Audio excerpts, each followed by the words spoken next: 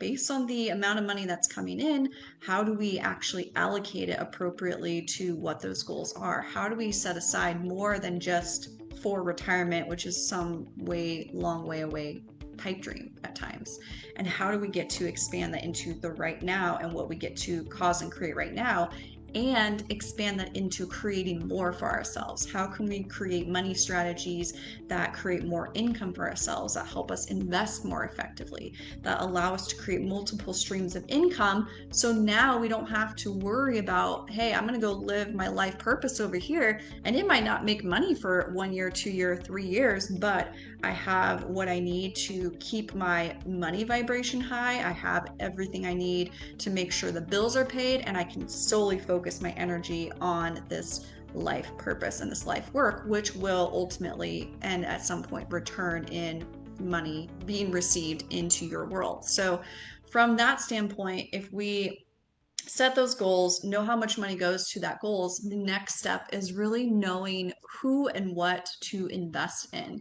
And what I like to always share with my clients is the best investment you could literally ever make is an investment in yourself. If you went to college, consider how much money you spent going to some form of formal education, college certifications. Like for me, I took so many licensing tests as a financial advisor. All of those things cost money. And for whatever reason, it's like a no-brainer to spend money on college. Granted, we were young, like we probably didn't know any better. Would I have made different choices? Maybe. Knowing what I know now, it's like, that money would have been a lot better spent invested or doing a lot of other things. Now, did it allow me to get ahead? Did it allow me to build my career? Sure, I couldn't have had my job without that degree. Get that part. But we spend 20,000, 30,000, 50,000, 100,000.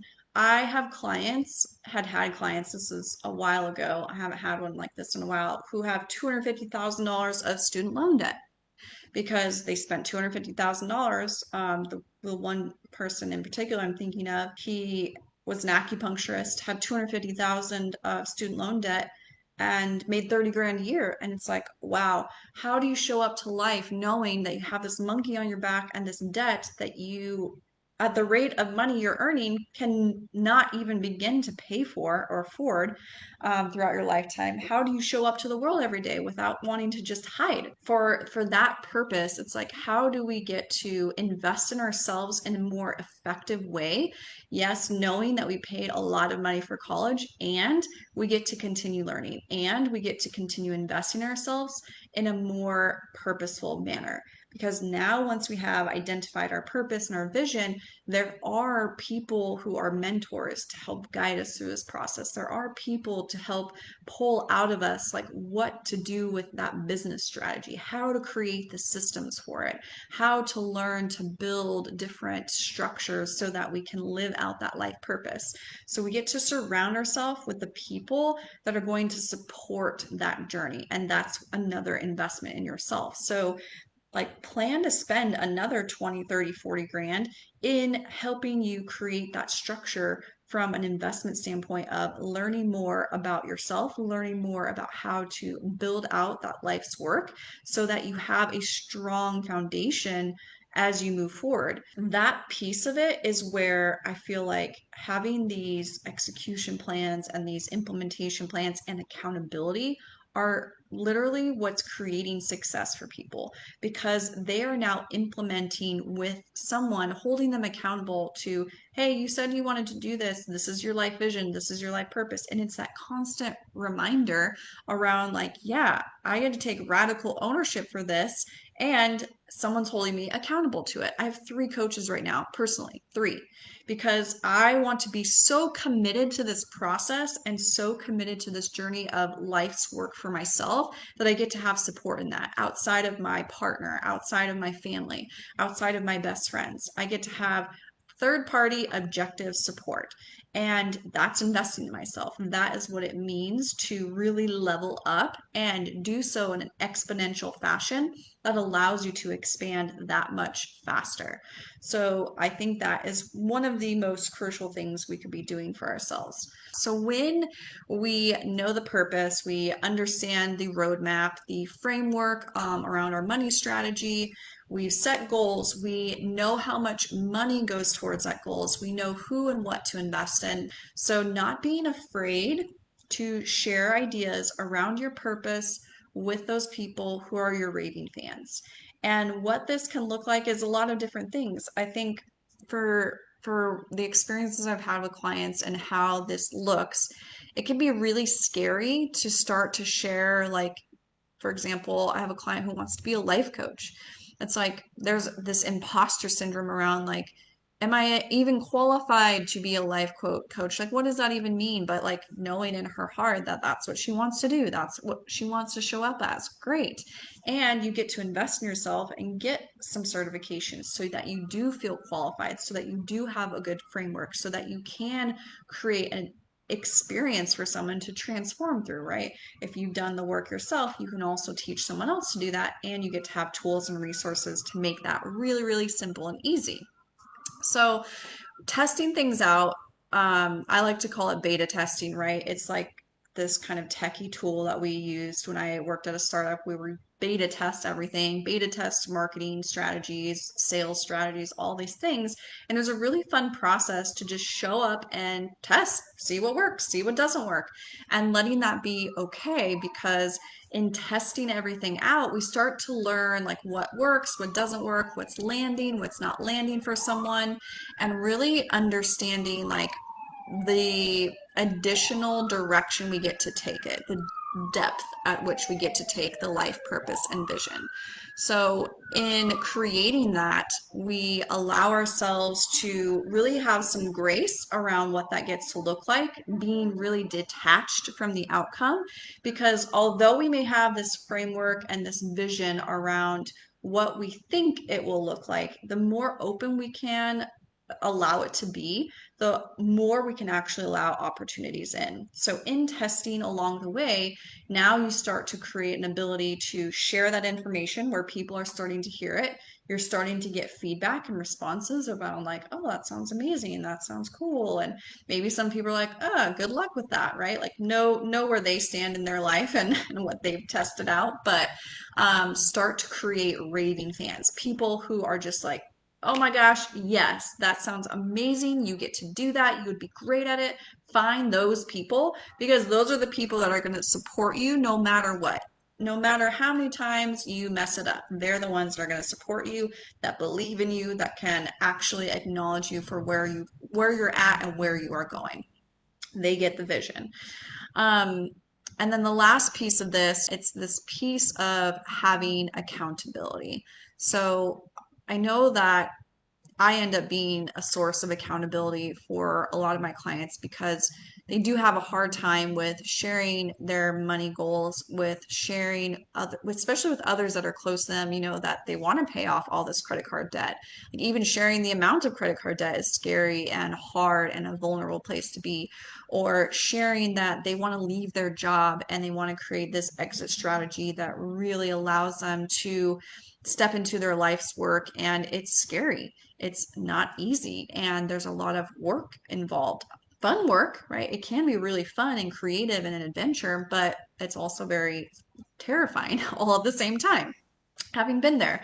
And so having that accountability from like that third party objective source where you get to be held to that goal, to that accountability, really helps you see it through. And it allows you to really know what is needed and not needed in that process. If someone is further ahead in that journey and you want to kind of get through those steps, then reach out to those people who are going to hold you accountable to that.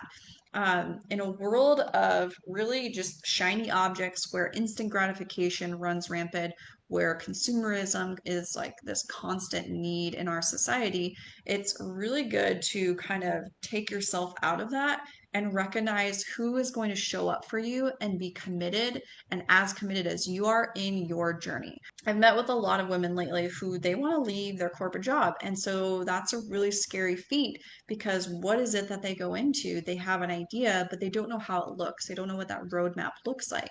And so knowing what is needed in that journey and what is not needed, especially out the gate as you're creating that process, is so, so crucial because then you don't get off on these tangents of, for example, I bought this webinar software that I thought was amazing and thought would be cool to have all these gadgets, and I really didn't need it. And it was a really expensive part of my journey where it's like, I could have just been showing up on Facebook Lives and doing this, and here I am now, right? And that software didn't work the way I wanted it to. It didn't actually do what I thought it would do. So that was like an investment that I didn't have to make, but I didn't have any guidance at the time. I didn't have anyone saying like, yes, you need that. No, you don't need that. Right. And that would have been really helpful at that part of my journey. So start to recognize who those people are in your life that allow you to expand. Maybe they've been somewhere that you want to go and you get to utilize them as advocates for where you want to go. And utilize me as a resource. Like I've done so much to grow my business at this point that there's a lot of tools, a lot of resources, a lot of strategy that can be really helpful in what not to do, what doesn't necessarily work out the gate, and creating the results that you want to create. When you're integrating the life purpose and the money strategy, the results of that end up being really truly at its simplest form, an abundance of time and energy. And how that actually looks now is because you're not wasting energy complaining about a job that you hate or frustrated with a money situation or feeling out of control with where your life is at, or how I felt before I left my job was just really bored and unfulfilled and not knowing where to go next. It's allowing yourself to create different results. And the money result that ends up occurring when you live in this purpose-filled experience is you end up saving more money. You actually end up spending less money. You learn how to invest in yourself in a very powerful way that's intentional, unlike maybe how some of us went to college and we just did it because that's what we were supposed to do. And I know for myself, initially when I got into school, I didn't know really what I wanted to major in or any of that. Figured it out, right? But learning to invest in that purpose and being able to spend time on what that looks like is super powerful. And then the last part of that result is actually building wealth and in a purposeful way that allows you to see what's possible in being responsible for money. A lot of the women that I meet don't feel like it's their place to be responsible with money. And those aren't the words that they would use. It looks more like, well, $1 million is enough money. Or, if I just made $80,000 a year, that would feel okay. Or if I just made $100,000 for the rest of my life, that would feel okay, right? It's like all of this language around that's enough, just that amount. And it's a limitation that we're automatically putting on ourselves because when I sit here and say, like, what would it look like to earn $1 million a year? I get these like glazed over, mind blown looks of like, you're freaking crazy, stop it. Because we've limited ourselves in what we think is possible and how much we are being responsible for or believe that we can be responsible for. And what would it look like if we actually identified our purpose? We knew that it was going to require a large sum of money to operate that purpose and come at it from that angle to allow more opportunities in to create the abundance that we want to see in our lives, that we truly deep down want, but we're not ready to acknowledge because it's really terrifying. And then that's when that wealth and that ability to create wealth really starts to resound in your energy vibration. And it truly is the most incredible experience when you open yourself up to those possibilities to build wealth, to redirect that wealth to your purpose, and shift our mind into playing in that everyday of discovery of purpose and expanding upon that. So that is where I'm going to leave you. I love all of you. I hope this has been amazing. Feel free to shoot me a message if there are questions, and we will do this again next week.